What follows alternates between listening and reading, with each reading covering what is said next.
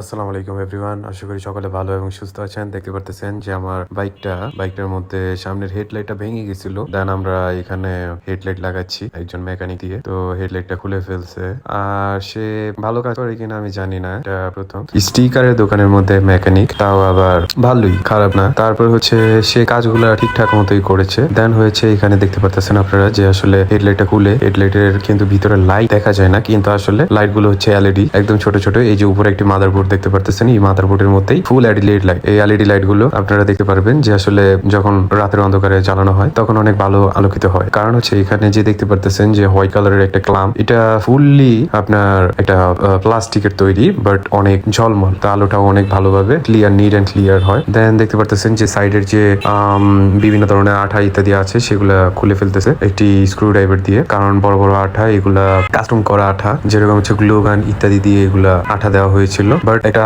Naturally যদি বলি যে আপনারা যখন কোম্পানি থেকে বাইক নেন তখন এরকম আঠা থাকে না, সেটা আরো অনেক হার্ড থাকে। তো যে ভাইয়ের থেকে আমি কিনছিলাম তিনি আসলে এটা বিক্রি করার সময় মেবি মনে হয় মডিফাই করা ছিল। এই যে এরকম আমি যেরকম দেখতে পারতেছেন ডিআরএল করেছি, সেও মনে হয় ডিআরএল করেছিল, দেন এরকম হয়। যাই হোক, দেখতে পাচ্ছেন যে ডিআরএল ইত্যাদি লাগানো হচ্ছে। এখানে তারগুলোকে সুন্দর করে কস্টেপ দিয়ে পেঁচানো হচ্ছে, কারণ লাইটের তো একটি পাওয়ার আছে। তো হার্ড ইত্যাদি হয়ে যাওয়ার পরে তারগুলা ফেটে যায় বা কেটে যায়, তো এই জন্যই কস্টেপ দিয়ে ইত্যাদি যাতে নরম থাকে থাকে। দেন দেখতে পাচ্ছেন যে এখানে লাইন দেওয়া হচ্ছে, আর আমার মেইন লাইট যে সেটা নষ্ট হয়ে যায়। এমন একটা সিচুয়েশনে পড়েছি আমি যে ভাষা নিয়ে আমার মুখে। আমার হেডলাইটটা ভাঙা যাওয়ার পর দেন আমার হেডলাইটের ভিতরে পানি ঢুকে, দেন হেডলাইট ডেড। তারপর এই যে দেখতে পাচ্ছেন হেডলাইটের যেই সামনের কাঁচটা সেটা একদম ভেঙে আছে, কারণ কাঁচটা ভেঙে যায়। তো এই যে আমার লাইট ডিআরএল অন হয়ে গেছে আর বাইকটা বের করে যাচ্ছে। আজকে এই পর্যন্ত। সবাই লাইক, শেয়ার, কমেন্ট করবেন। ধন্যবাদ।